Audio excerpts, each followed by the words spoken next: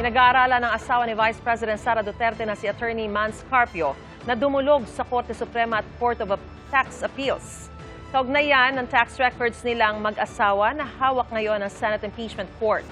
Ayon sa abogado ni Carpio na si Attorney Neil Abayon, paraan ito para maprotektahan ang karapatan ng kanyang kliyente lalo't hindi siya impeachable officer.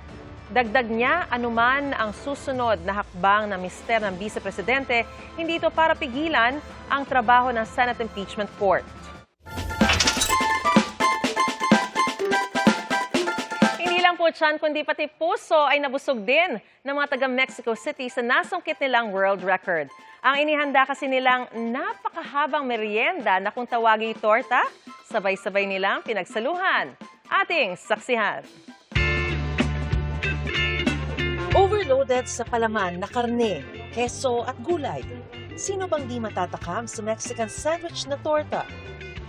Sa pagbubukas ng 2026 Torta Fair sa Mexico City, dose-dose ng chef ang nagsani puwersa. Ang kanilang inihanda, sangkatutak na torta na kapag pinagtabi-tabi, aabot sa 100 meters ang haba o kasing haba ng 8 bus na ipinarada. Heavy-gat din ang sandwich na mahigit 1.5 tonelada. Singbigat ng compact SUV. Target nilang makuha ang world record para sa pinakamalaking serving ng sandwiches. Worth it naman ang effort dahil nasungkit nila ang Guinness World Record para sa largest serving of sandwiches arranged in a continuous line. Instant blowout na rin ang super-sized serving na pinagsaluhan ng lahat ng dumalo at sumuporta.